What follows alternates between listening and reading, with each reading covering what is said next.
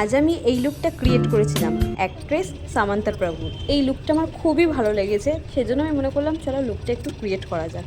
আর এই যে লুকটা তোমাদের সঙ্গে শেয়ার করছি, শেষ অবধি তোমরা দেখো যে কেমন হয়েছে। প্রথমে তোমরা একটু দেখেই নিয়েছো, হালকা করে একটু আমি ক্লিপ রেখেছিলাম, তো সেটা তো দেখেইছো, কেমন লাগছে জানাবে। এছাড়াও যে ভিডিওর পুরো প্রসেসিং, পুরো যে মেকওভারটা আমি করলাম সেটা কেমন হয়েছে অবশ্যই জানিয়েছি।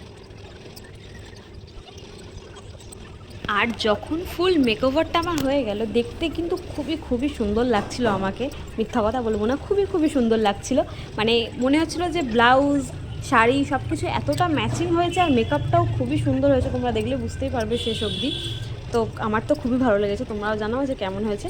আর কিছু কিছু ইন্সপায়ার জিনিস যখন আমি বানাই, তো মানে যখন মেকওভারটা করি কাউকে দেখে ইন্সপায়ার হয়, ফুলফিল হয়তো একদমই নাও করতে পারি, কিন্তু কাছাকাছি যাওয়ার আমি চেষ্টা করি যাতে কিছুটা হলেও সিমিলার দেখতে লাগে ফটো অ্যাক্ট্রেসের মতো। তো সেটাই আমি চেষ্টা করি, মাথায় সেটাই থাকে, সেই হিসাবে মেকওভারটা করে থাকি। আর এখানেই অ্যাক্ট্রেসের মতো লুকটা ক্রিয়েট করার জন্য আমার খুব হালকা পাতলা বেসে দরকার ছিল। তার উপরে আমার স্কিনটা ছিল একটু প্রবলেমেটিক, আমাকে সেটাও খেয়াল রাখতে হয়েছে যে আমাকে আগে আমার প্রবলেমেটিক স্কিনটাকে ঠিক করতে হবে, তারপর গিয়ে হালকা মেকওভার করতে হবে। সেই রকমই আমি কাজটা করেছি। আর ফাউন্ডেশনটা খুবই হালকা একদম অ্যাপ্লাই করেছি, যাতে দেখতে ব্যাপারটা কেকি না হয়ে যায়, অথচ ফটো অ্যাক্ট্রেসের যে ফটো আছে সেরকম দেখতে, বা লুকটা যেরকম আছে সেরকম যাতে আমাকে দেখতে লাগে।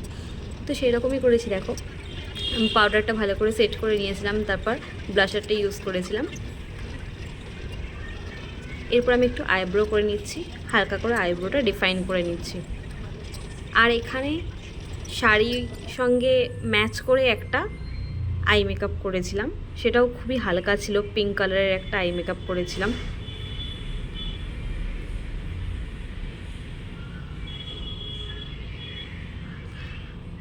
আর এখানে আমি একটা লিপস্টিক ইউজ করেছি, সেটা হচ্ছে একটা নিউড শেডের একটা লিপস্টিক। তোমরা দেখতেই পাচ্ছ নিউড শেডের একটা লিপস্টিক ইউজ করেছি।